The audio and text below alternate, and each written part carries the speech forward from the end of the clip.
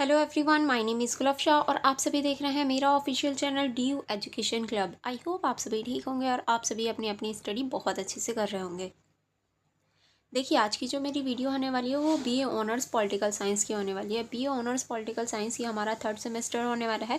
Third semester में जो आपका सब्जेक्ट है political theory, concept and debate, ये जो आपका सब्जेक्ट है जिसका नाम है हिंदी में राजनीतिक सिद्धांत, अवधारणाएं और विमर्श, इस सब्जेक्ट का हम ऑलरेडी जो आपका सिलेबस है वो डिस्कस कर चुके हैं। ठीक है, हमारा सिलेबस कंप्लीट है। अगर आपने सिलेबस नहीं देखा है तो देख लीजिए।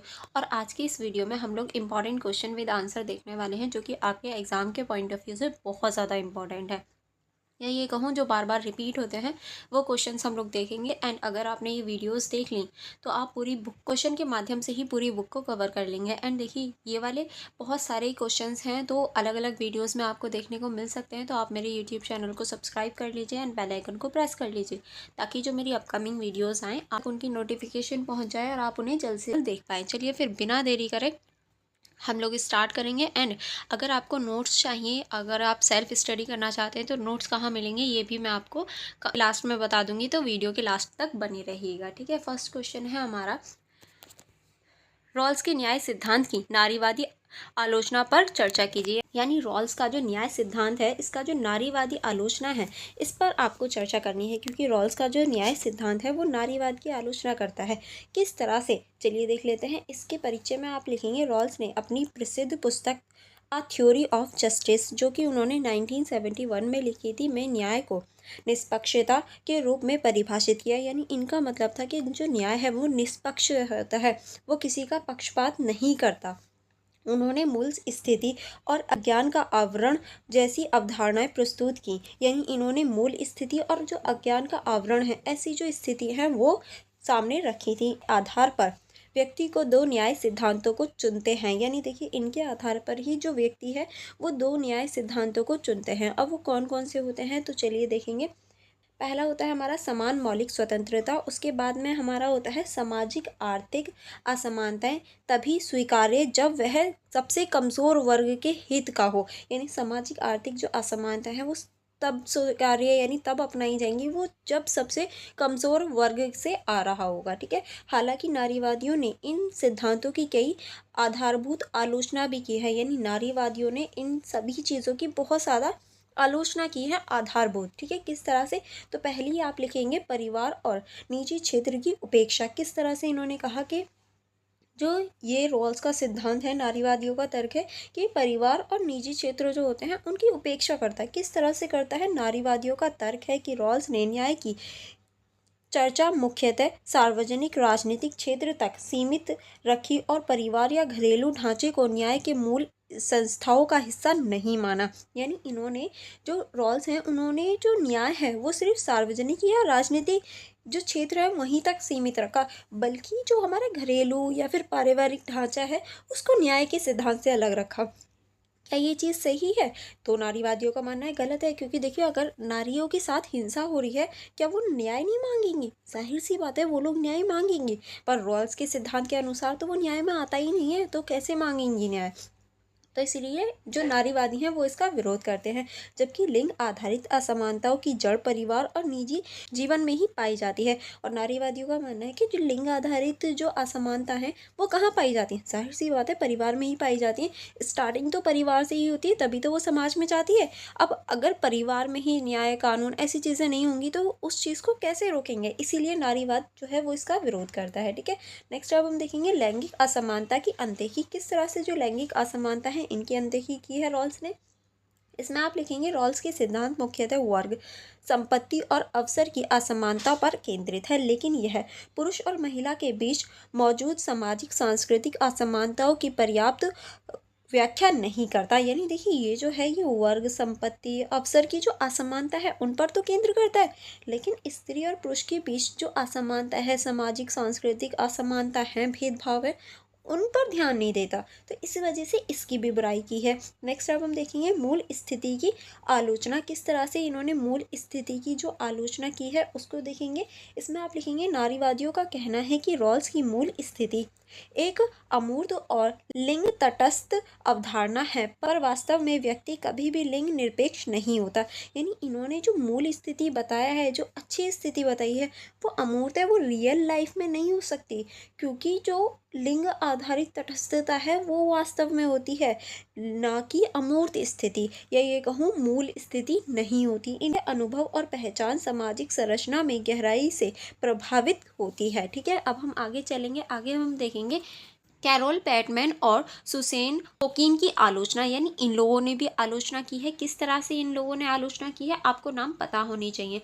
कैरोल पैटमैन ने कहा कि रॉल्स का सिद्धांत यौन अनुबंध और पितृसत्तात्मक सत्ता संबंधों को नज़रअंदाज करता है। यानी ये कहते हैं कि जो रॉल्स का सिद्धांत है वो यौन अनुबंध जो होते हैं उनको नज़रअंदाज करता है, और पितृसत्तात्मक जो हमारे समाज में एक्चुअल में है उसी को अनदेखा कर देता है। तुसेन मॉलर ओकीन ने स्पष्ट किया कि यदि परिवार में न्याय लागू नहीं किया जाता तो समाज में वास्तविक लैंगिक समानता संभव नहीं है। यानी ये कहते हैं कि अगर परिवार में न्याय लागू नहीं होगा तो समाज में भी वास्तविक जो लैंगिक समानता है और जो वास्तविक समानता है वो नहीं हो सकती, क्योंकि देखिए किसी भी चीज़ की स्टार्टिंग जो होती है ना वो परिवार से होती है। अब देखिए अगर कोई व्यक्ति है जो चोर बनता है बड़े होकर, तो स्टार्टिंग कहाँ से होगी, उसके घर से होगी, क्योंकि उसने शुरू में कुछ ना कुछ चुराया होगा और उसके घर में पता होगा, बट उसके घर वालों ने कोई रिएक्शन नहीं दिया, कोई एक्शन नहीं किया उसके विरुद्ध, तो इसलिए वो बड़ा चोर बन गया।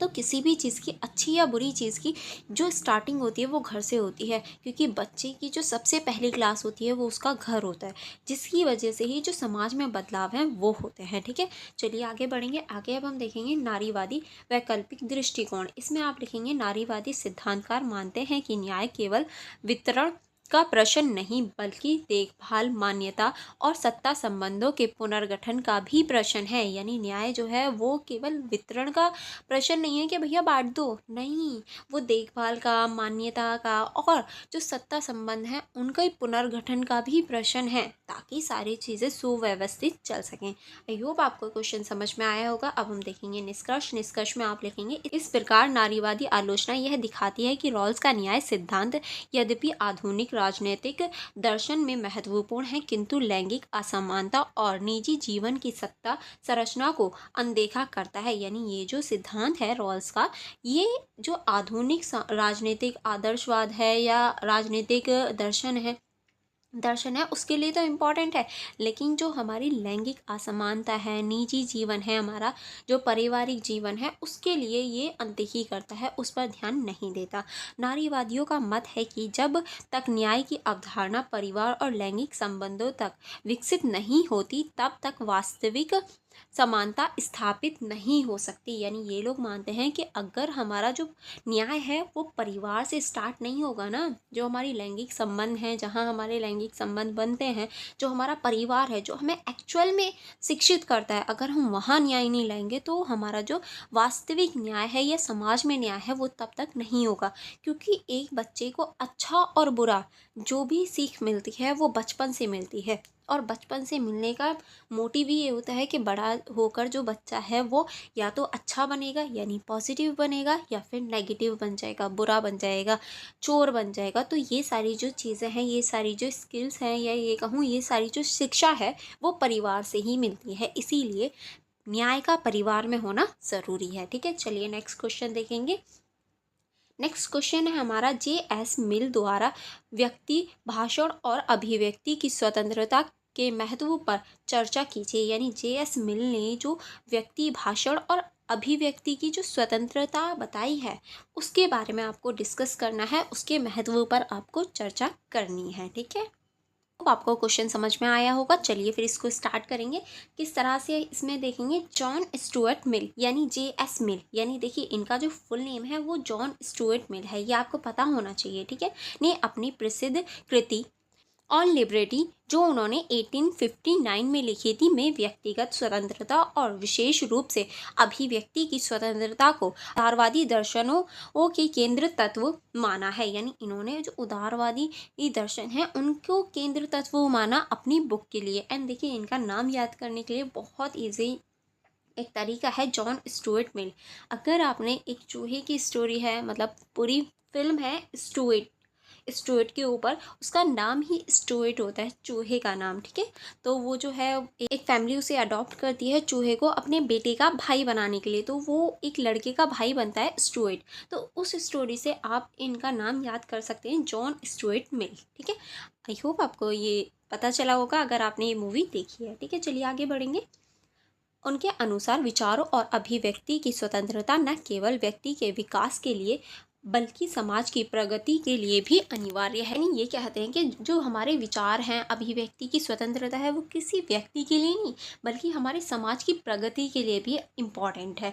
अगर हम इनकी प्रमुख दलीलों की बात करें कि इन्होंने कौन कौन सी दलीलें दी हैं, तो चलिए देख लेते हैं किस तरह से इन्होंने क्या क्या दलीलें दी हैं। तो पहला आप लिखेंगे सत्य की खोज के लिए आवश्यक क्या। इसमें आप लिखेंगे मिल का मानना था कि कोई भी व्यक्ति पूर्ण सत्य का स्वामी नहीं होता। विचारों की स्वतंत्रता और विवाद से ही सत्य की पहचान और संशोधन संभव है। यानी देखिए, इनका मानना है कि कोई भी व्यक्ति पूर्णतः सच्चा नहीं हो सकता, ये पूर्णतः सच नहीं बोल सकता, ये रियलिटी है। क्योंकि हर व्यक्ति कोई ना कोई झूठ ज़रूर बोलता है, बट जब हम विचारों की और जो बातचीत होती है उसके ज़रिए जो सत्य है उसको बाहर ला सकते हैं। यदि किसी विचार को दबा दिया जाए तो शायद वही विचार सत्य हो। यानी हो सकता है कि जिस विचार को हम दबा रहे हैं या फिर जिस विचार को हम नहीं ला रहे सामने, कि वही सत्य हो। तो ये सारी चीज़ें हो सकती हैं। नेक्स्ट अब हम देखेंगे त्रुटि भी उपयोगी। किस तरह से जो त्रुटि होती हैं, जो बुराइयां होती हैं, वो भी उपयोगी होती हैं। मिल का तर्क था कि गलत या असत्य विचार भी महत्वपूर्ण हैं क्योंकि वह सत्य विचारों को और मजबूत करते हैं। असहमति समाज को आलोचनात्मक और जीवित बनाए रखती है। यानी देखिए, जो त्रुटि हैं, जो बुराइयां हैं, जो असत्य है, वो भी इम्पॉर्टेंट है क्योंकि ये जो है ये सत्य विचारों को और ज़्यादा मजबूत करने का कार्य करते हैं। क्योंकि जब तक बुराई ना हो तो उसकी जो अच्छाई पर जीत है वो तभी तो होगी जब बुराई होगी। अच्छाई होगी तो जीत किस पे होगी? अच्छाई की, ठीक है। नेक्स्ट अब हम देखेंगे व्यक्तित्व का विकास। किस तरह से विचारों और अभिव्यक्ति की स्वतंत्रता व्यक्ति की स्वायत्तता और संरचनात्मकता को विकसित करती है। बिना स्वतंत्रता के व्यक्ति केवल सामाजिक अनुकरणकर्ता बनकर रह सकता है। यानी देखिए, जो व्यक्ति की स्वतंत्रता होती है वो बहुत ज़्यादा इम्पॉर्टेंट होती है किसी भी समाज की संरचना के लिए। क्योंकि अगर व्यक्ति स्वतंत्र नहीं होगा तो वो एक तरह से सिर्फ समाज में चलता फिरता जो मुर्दा है या फिर चलते जो डॉल है उनकी तरह बन जाएगा। नेक्स्ट अब हम देखेंगे बहुमत की निरंकुशता से रक्षा। किस तरह से? इसमें आप लिखेंगे मिल ने चेतावनी दी थी कि खतरनाक सत्ता केवल राज्य की नहीं बल्कि बहुमत की निरंकुशता की भी होती है। यानी इन्होंने कहा जो खतरनाक सत्ता होती है वो केवल राज्य की नहीं बल्कि बहुमत की भी निरंकुशता करती है, उसको भी अनदेखा करती है। विचारों की स्वतंत्रता आलोक सांख्यिकी विचारों और व्यक्ति की रक्षा करती है, ठीक है। चलिए आगे बढ़ेंगे।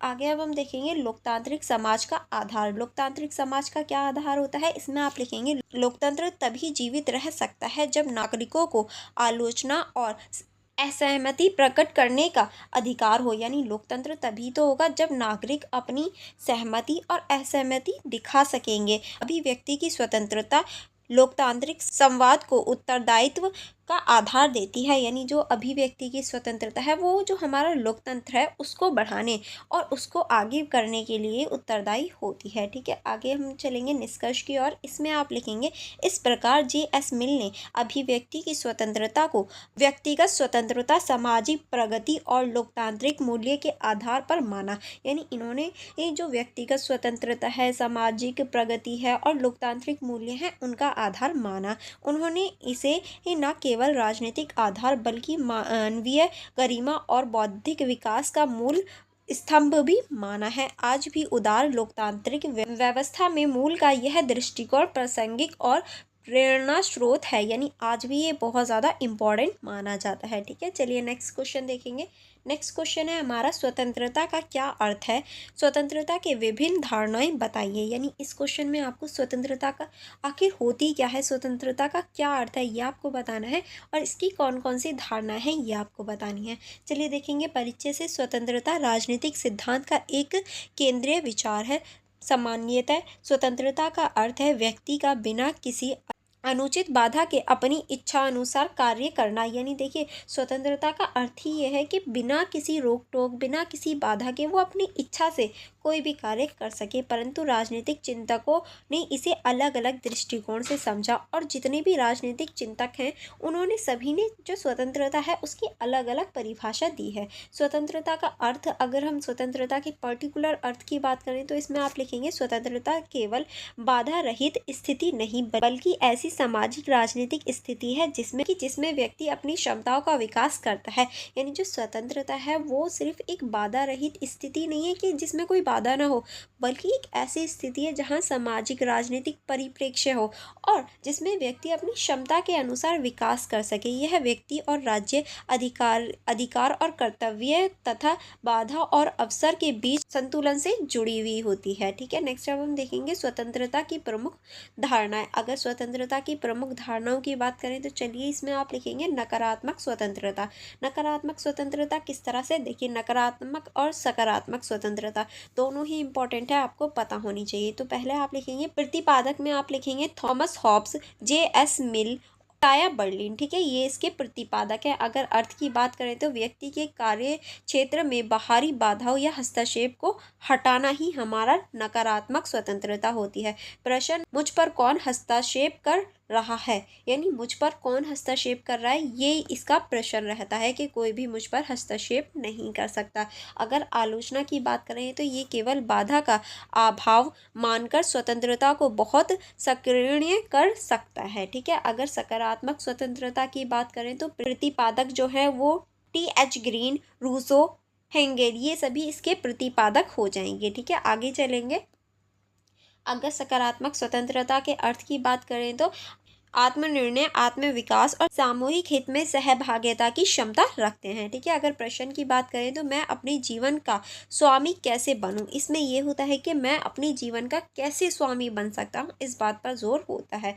अगर महत्व की बात करें तो इसमें आप लिखेंगे यह स्वतंत्रता को मात्र बाधा रहित अवस्था नहीं बल्कि क्षमता और अवसरों से जोड़ता है। ठीक है, यानी ये जो है ये स्वतंत्रता को बाधा रहित जो अवस्था है उससे ही नहीं बल्कि जो अवसर हैं उनसे भी जोड़ने का कार्य करता है ताकि व्यक्ति आगे बढ़ सके। अब हम देखेंगे उदारवादी धारणा। उदारवादी धारणा किस तरह से? इसमें आप लिखेंगे उदारवादी स्वतंत्रता को मुख्यतः व्यक्तिगत अधिकारों और राज्य की न्यूनतम भूमिका से जोड़ा जाता है। यानी व्यक्तिगत अधिकार हो और राज्य की न्यूनतम भूमिका होनी चाहिए। ठीक है, यहाँ स्वतंत्रता का अर्थ है अभिव्यक्ति, धर्म, संपत्ति, राजनीतिक भागीदारी की स्वतंत्रता। यानी अभिव्यक्ति होनी चाहिए, धर्म होना चाहिए, संपत्ति होनी चाहिए और राज्य की जो भागीदारी है उसकी स्वतंत्रता होनी चाहिए। नेक्स्ट अब हम देखेंगे मार्क्सवादी धारणा। अगर मार्क्सवादी धारणा की बात करें तो मार्क्सवाद के अनुसार केवल औपचारिक अधिकार पर्याप्त नहीं है। यानी इनके अनुसार जो औपचारिक अधिकार होते हैं वो ही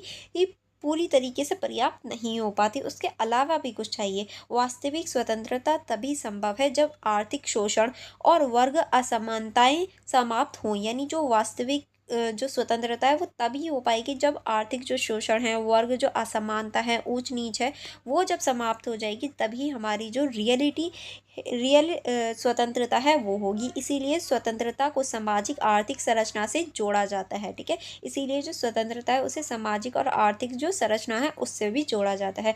नारीवादी और सामाजिक दृष्टिकोण के आधार पर देखिए सारे ही दृष्टिकोण दे रखे हैं तो आपको पता होना चाहिए। इसमें आप लिखेंगे नारीवादियों का तर्क है कि यदि पितृसत्ता और परिवार में असमानता बनी रही है तो स्वतंत्रता अधूरी है। यानी देखिए अगर परिवार में सिर्फ पितृसत्ता या पारिवारिक जो असमानता है वो बनी हुई है तो तब तक हम कह नहीं सकते हम स्वतंत्र हैं, क्योंकि जो स्त्री हैं वो तो फिर भी दबी भी ही हैं, पुरुषों के अधीन हैं। तो इस तरह से हम कह नहीं सकते कि सभी लोग स्वतंत्र हैं। ठीक है, नेक्स्ट अब हम देखेंगे, सामुदायिकतावादी मानते हैं कि व्यक्ति केवल समुदाय के संदर्भ में स्वतंत्र हो सकता है, पूर्णतः अकेला नहीं। यानी समुदायवादी जो हैं ये मानते हैं कि व्यक्ति जो है वो तब स्वतंत्र होगा जब समूह के साथ होगा, अकेले वो स्वतंत्र नहीं हो सकता। आई होप आपको ये समझ में आया होगा। अब हम देखेंगे इस क्वेश्चन का निष्कर्ष।